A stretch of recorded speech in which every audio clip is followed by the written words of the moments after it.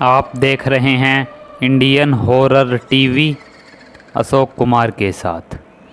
तो आइए दोस्तों, उल्टे पैरों वाले गांव का पार्ट 2 शुरू करते हैं। वे सभी लोग मालिक मालिक कहकर चिल्ला रहे थे।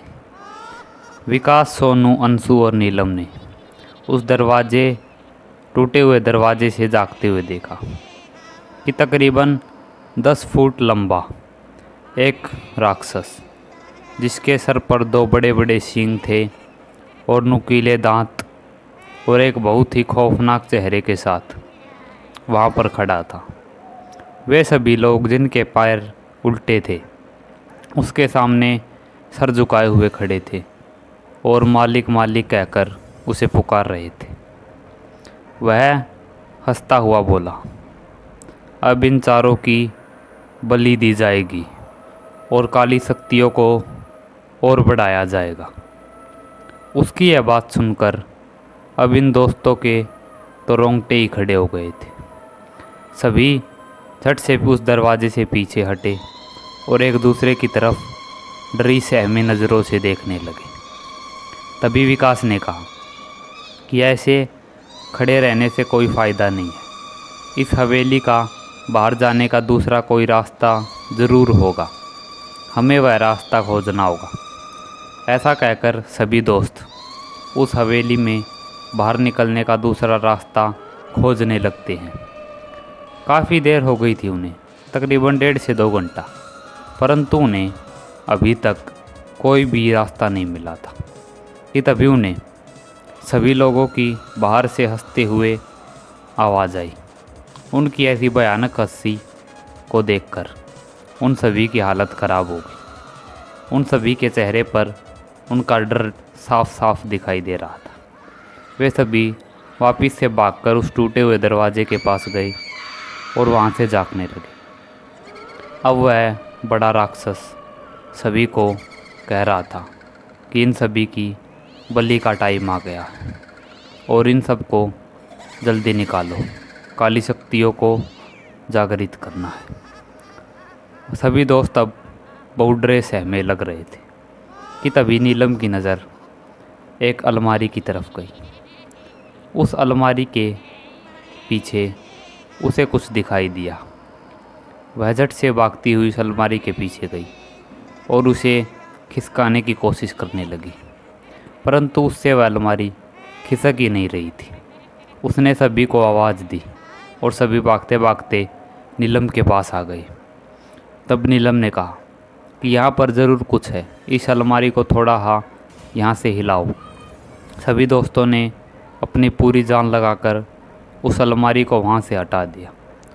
उस अलमारी के पीछे एक छोटी सी खिड़की थी, जिससे कि एक आदमी आराम से बाहर जा सकता था। सभी दोस्तों के चेहरे पर एक खुशी की झलक दिखाई दी और सभी एक एक कर उस खिड़की से बाहर निकलने लगे। वे सभी उस खिड़की से बाहर आ गए थे और अब वे हवेली के बिल्कुल पीछे थे, जहाँ से थोड़ी दूर बाद ही एक जंगल शुरू हो जाता था। वहाँ से जंगली जानवरों की गुर्राती और डरावनी आवाज़ें आ रही थी कि तभी इन्हें दरवाज़ा खुलने की आवाज़ सुनाई दी। इन सभी को पता चल गया था कि वे सभी लोग और वह दानव अब हवेली में आ गए हैं और उनको अब पता चल जाएगा कि ये वहाँ से भाग गए। उन सभी ने अपनी पूरी जान लगाई और हवेली के बगल से होते हुए अपनी कार की तरफ भागने लगे। ये सभी अपनी कार की तरफ भाग ही रहे थे। यहाँ उस राक्षस और उस उल्टे पैर वाले गांव के लोगों ने सब जगह देख लिया, परंतु ये कहीं भी नहीं दिखाई दी। उन सभी को अब पता चल गया था कि यह भाग चुके हैं। वे सभी गुर्राते हुए वहाँ से भाग निकले। भागते भागते वे सभी उन लोगों को देख लेते हैं। वह दानव कहता है कि इन लोगों को जल्दी पकड़ो। वे सभी उल्टे पाँव वाले लोग उनकी तरफ भाग रहे थे। जैसे ही सोनू ने पीछे मुड़कर देखा तो उसके रोंगटे खड़े हो गए। वे सभी गांव वाले अब उसके पीछे भाग रहे थे। उसने सभी को चिल्लाते हुए कहा कि और तेज भागो, वे सभी हमारे पीछे ही हैं। कि अचानक उनमें से किसी ने एक बहुत ही धारदार चीज़ उनकी तरफ फेंकी। वह जाकर सीधा विकास के पाँव में लगी और विकास वहीं पर बेहोश हो गया। विकास को ऐसे बेहोश होता हुआ देखकर वे सभी रुके और उसे सहारा देकर ले जाने लगे। वे अब गाड़ी के बिल्कुल पास पहुंच गए थे कि अचानक उन लोगों ने उन्हें घेर लिया और सभी ने कुछ पैनी चीज़ें उनकी तरफ फेंकी।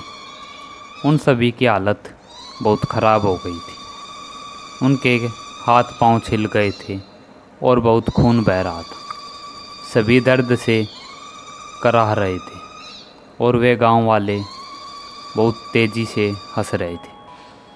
तभी वह राक्षस उनकी तरफ बढ़ने लगा कि अचानक सोनू ने देखा कि अब वहाँ पर वही काला धुआं फिर से आ गया है। अभी वहाँ पर फिर से वही काला धुआं फैल गया और अगले ही पल इन लोगों ने देखा कि अब ये वापस से उसी सड़क पर आ गए हैं जहाँ से ये गायब हुए थे।